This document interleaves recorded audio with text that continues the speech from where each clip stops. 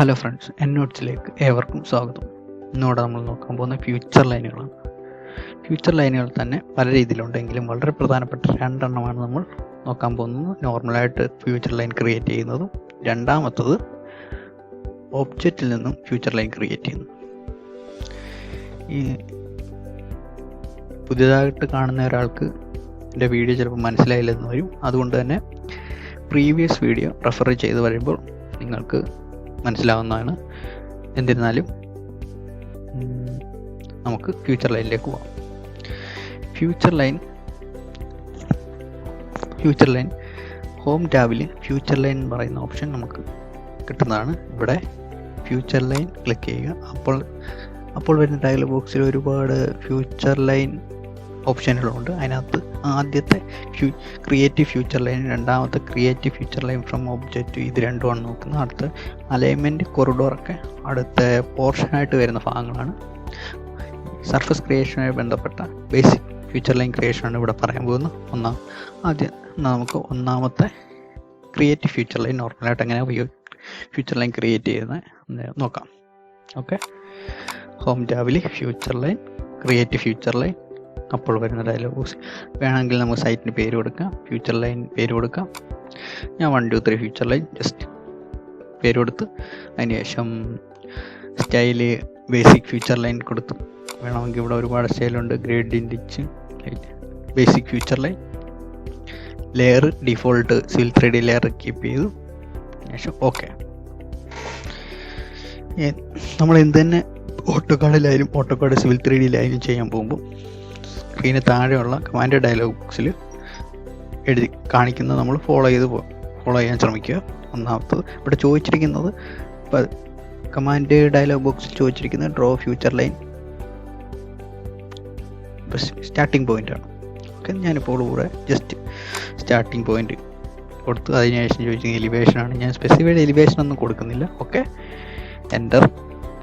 അത് കഴിഞ്ഞ് ചോദിക്കുന്നത് നെക്സ്റ്റ് പോയിന്റ് ആണ്. ഒരു 2 മീറ്റർ മാറി നെക്സ്റ്റ് പോയിന്റ് 2 എൻ്റർ അടിച്ച്. അത് കഴിഞ്ഞ് ചോദിച്ചിരിക്കുന്നത് ഗ്രേഡോ സ്ലോപ്പോ എലിവേഷനോ എന്തെങ്കിലും. ഞാൻ ജസ്റ്റ് ഫ്യൂച്ചർ ലൈൻ ക്രിയേഷൻ എങ്ങനെയാണെന്നാണ് ഈ വീഡിയോ പറയാൻ പോകുന്നത്. അതുകൊണ്ട് ഇതൊക്കെ അടുത്ത പോർഷനായിട്ട് സർഫസ് ചെയ്ത് അപ്ലൈ ചെയ്യുന്ന ഭാഗത്തും ഇതിൻ്റെ എൻഡിൽ ചെറിയൊരു എഡിറ്റിങ്ങും, ഈ വീഡിയോയുടെ എൻഡിൽ ഫ്യൂച്ചർ ലൈൻ്റെ ചെറിയൊരു എഡിറ്റിങ്ങും കൂടെ കാണിക്കുന്നുണ്ട്. ഇപ്പം നമ്മളെല്ലാം 0 എലിവേഷനിൽ പോവുക, 0 ഗ്രേഡിങ് പോകുക, എൻ്റർ.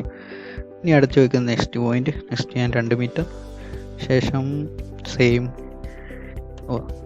എലിവേഷൻ ഒന്നുമില്ല. അടുത്ത മൂന്നാമത്തെ പോയിന്റ് സെയിം എലിവേഷൻ ഒന്നുമില്ല. ഓക്കെ, നെക്സ്റ്റ് പോയിന്റ് ഇത് എൻഡ് ചെന്നു. ഇതാണ് നോർമൽ ഫ്യൂച്ചർ ലൈൻ ക്രിയേഷൻ. അടുത്തായി നോക്കാൻ പോകുന്നത് ഒരു ഒബ്ജക്റ്റിൽ നിന്ന് എങ്ങനെ ഫ്യൂച്ചർ ലൈൻ ക്രിയേറ്റ് ചെയ്യാമെന്നാണ്. അതിന് ജസ്റ്റ് നമ്മൾ നോർമൽ റെക്റ്റാങ്കിൾ ക്രിയേറ്റ് ചെയ്യുന്ന രീതിയാണ് ഇവിടെ നോക്കാൻ പോകുന്നത്. ഇത് ജസ്റ്റ് ഒരു റെക്റ്റാങ്കിളാണ്, 2D പോളിലൈൻ. ഓക്കെ, ഇതിനകത്തും നമ്മുടെ ഫ്യൂച്ചർ ലൈൻ ക്രിയേറ്റ് ചെയ്യാൻ പോവാണ്. സെയിം ഹോമിൽ future line create from object select ചെയ്ത് അതിന് ശേഷം നമ്മുടെ റെക്റ്റാങ്കിൾ സെലക്ട് ചെയ്ത് എൻ്റർ കൊടുക്കാം. സെയിം നേരത്തെ ഫ്യൂച്ചർ ലൈൻ ക്രിയേറ്റ് ചെയ്തതുപോലെ തന്നെയുള്ള ഒരു വിൻഡോ വരും. പക്ഷേ അതിനകത്ത് ആദ്യത്തെ 2-3 ഓപ്ഷനൊക്കെ സെയിം തന്നെ. അതിനകത്ത് കൺവേർഷൻ ഓപ്ഷൻ ഇത് രണ്ടും ടിക്ക് ചെയ്ത് കൊടുക്കുക. ഓക്കെ, അതിനുശേഷം സർഫസ് ഫ്രം എലിവേഷൻ. ഇപ്പം നമ്മൾ സർഫസിൻ്റെ ഭാഗത്തേക്ക് പോകുന്നില്ല, ജസ്റ്റ് നേരത്തെ പറഞ്ഞ പോലെ ഫ്യൂച്ചർ ലൈൻ ക്രിയേഷനെ പറ്റി മാത്രമാണ് ഇതിനകത്ത് നോക്കാൻ പോകുന്നത്. അതുകൊണ്ട് 60 ഓക്കെ. എലിവേഷൻ ജസ്റ്റ് ഒരു എലിവേഷൻ കൊടുക്കുന്നു. അതിൻ്റെ 4 കോർണറും 16 എന്ന എലിവേഷനിൽ. ഓക്കെ, ഇപ്പം നമ്മൾ ഇങ്ങനെയാണ് ഫ്യൂച്ചർ ലൈൻ ക്രിയേറ്റ് ചെയ്യുന്നത്.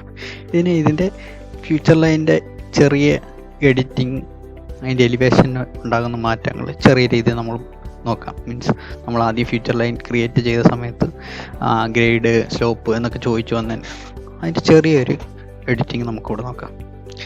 നമുക്ക് ഈ ഒരു ഫ്യൂച്ചർ ലൈൻ സെലക്ട് ചെയ്യുമ്പോൾ തന്നെ ടൈറ്റിൽ ബ്ലോക്കിലുണ്ടാകുന്ന മാറ്റം നോക്കണം. കംപ്ലീറ്റ് ചേഞ്ചായി. അത് എഡിറ്റിംഗ് ചെയ്യാനുള്ള, മോഡിഫൈ ചെയ്യാനുള്ള ഒരു ഓപ്ഷനാണ് ഫുള്ള് വന്നിരിക്കുന്നത്. ഓക്കെ, ക്ലിക്ക് ചെയ്ത് നമ്മളിവിടെ എലിവേഷൻ എഡിറ്റർ ക്ലിക്ക് ചെയ്യുക.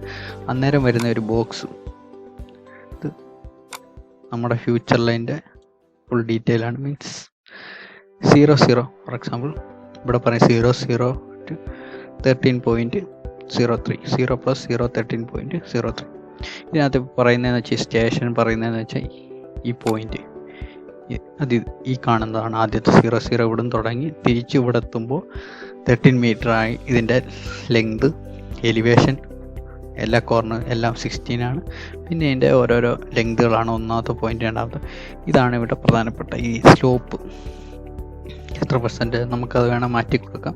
ഇത് ഫ്രണ്ടിലോട്ടുള്ള, നമ്മൾ ഈ കാണുന്ന പോയിന്റ് ഫ്രണ്ടിലോട്ടുള്ള സ്ലോപ്പ്, ഇത് ബാക്കിലോട്ടുള്ള സ്ലോപ്പ്. ഓക്കെ, ഈ പോയിന്റിൽ നിന്ന് ഞാൻ ഒരു -10% സ്ലോപ്പ്, മീൻസ് എന്താണെന്ന് വെച്ചാൽ നിങ്ങൾക്ക് മനസ്സിലാവാൻ വേണ്ടി അതിൻ്റെ വർക്ക് ചെയ്യുന്ന ഇങ്ങനെ 10% സ്ലോപ്പിൽ താഴോട്ട് പോയി എന്നുവെച്ചാൽ -10 എന്ന് പറയുമ്പോൾ താഴോട്ടാണ്. -10.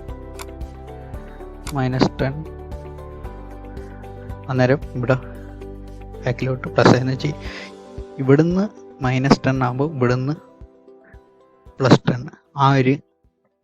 ആ ഒരു രീതിയാണിത്. പിന്നീട് വന്നിരിക്കുന്നത് രണ്ടാമത്തെ പോയിന്റ് എന്ന് പറയുമ്പോൾ ഇവിടുത്തെ അതിൻ്റെ ഹൈലൈറ്റ് ഈ പോയിന്റിൽ നിന്ന് ഫോർവേഡ് ബാക്ക്വേഡ് എന്ന രീതിയിലാണ്.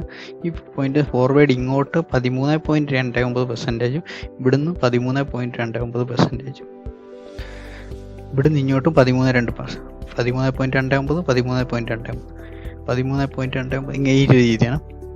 ഇവിടുന്ന് 13.29, ഇവിടുന്ന് 13.29. അതെനിക്ക് 0 ലെവൽ മതി. മീൻസ് ഇവിടുന്ന് ഇങ്ങോട്ടും 0, അതേസമയം ഇവിടുന്ന് ഇങ്ങോട്ടും 0 സ്ട്രെയിറ്റ്. മൂന്നാമത്തെ പോയിന്റ് എനിക്ക് ചെന്ന് നിൽക്കുമ്പോൾ എനിക്കിപ്പം മുകളിലോട്ടാണ് പോകേണ്ടത്. അത് ഓട്ടോമാറ്റിക് അപ്പം കറക്റ്റായി മുകളിലോട്ട്, ഇവിടുന്ന് മൂന്നാമത്തെ പോയിന്റിൽ നിന്ന് ഇങ്ങോട്ട് മുകളിലോട്ട്, ഇവിടുന്ന് താഴോട്ടായിട്ട് മൈനസ് കൊടുത്ത് ഇവിടെ എത്തിയപ്പോൾ സ്ട്രെയിറ്റ് വരാൻ വേണ്ടി ഇവിടെ 0% കൊടുത്തു. അതിനുശേഷം ഇവിടെ എത്തിയപ്പം എനിക്ക് മുകളിലോട്ടാണ് പോകേണ്ടത്. മുകളിലോട്ടാകുമ്പോൾ +10%, ഓട്ടോമാറ്റിക് ഇവിടെ +10%, ഇവിടുന്ന് -10% ഇവിടെ കാണിക്കുന്നുണ്ട്. ഇവിടെ 00 നാലാമത്തെ പോയിന്റ് ക്ലിക്ക് ചെയ്യുമ്പോൾ ഇവിടെ 00 ആയിട്ടുണ്ട്. ഇതിപ്പം ഇതെങ്ങനെയാണ് വർക്കൗട്ട് ചെയ്യുന്നതെന്ന് നിങ്ങൾക്ക് മനസ്സിലാവണമെങ്കിൽ ഞാൻ ജസ്റ്റ് ഇതിൻ്റെ സൈഡ് വ്യൂ കാണുമ്പോൾ നിങ്ങൾക്ക് മനസ്സിലാവും. നമ്മൾ വരച്ചത് 16 സർഫസിൽ നിന്ന് 10% സ്ലോപ്പിൽ സൈഡ് വ്യൂ ആണ്, അതുകൊണ്ട് ഒരു ലൈൻ കാണുന്നത്. ഓക്കെ, ജസ്റ്റ് 10% സ്ലോപ്പിൽ 2 മീറ്റർ ലൈനാണിത്. കണ്ടോ, ഇതാണ് ഫ്യൂച്ചർ ലൈൻ ബേസിക് എഡിറ്റിംഗ് എന്ന രീതി വരുന്നത്. ഓക്കെ, ഇനി നമ്മൾ നോക്കാൻ പോകുന്നത് ഇതിനിപ്പം ഇൻ്റർവെല്ല് ഈ കാണുന്നത്, ഇപ്പോൾ ഇവിടെ സെലക്ട് ആകുന്ന അൺസെലക്ട് ആക്കാൻ വേണ്ടി ഇവിടെ ക്ലിക്ക് ചെയ്ത് ഫുൾ സെലക്ഷൻ മാറി നോർമൽ വഴി. ഇനിയിപ്പോൾ എനിക്ക് ഇത് എലിവേഷനകത്ത് റൈസ് ചെയ്യണം എന്നുള്ള രീതിയിലാണെങ്കിൽ എനിക്കിവിടെ ക്ലിക്ക് ചെയ്യുക. എന്നിട്ട് ഇവിടെ 1 മീറ്റർ 2 മീറ്റർ എത്ര മീറ്ററാണ് യൂണിഫോമായിട്ട് എലിവേഷന് റൈസ് ചെയ്യേണ്ടതെന്ന് പറയുമ്പോൾ, മീൻസ് എനിക്ക് മാറ്റേണ്ടതെന്നുള്ളത് ഇവിടെ എനിക്കിപ്പോൾ ഒരു 3 മീറ്റർ, 3 വേണ്ട, ഒരു 30 സെൻറ്റിമീറ്റർ എലിവേഷനകത്ത് അപ്പ് ആൻഡ് ഡൗൺ ആക്കണം.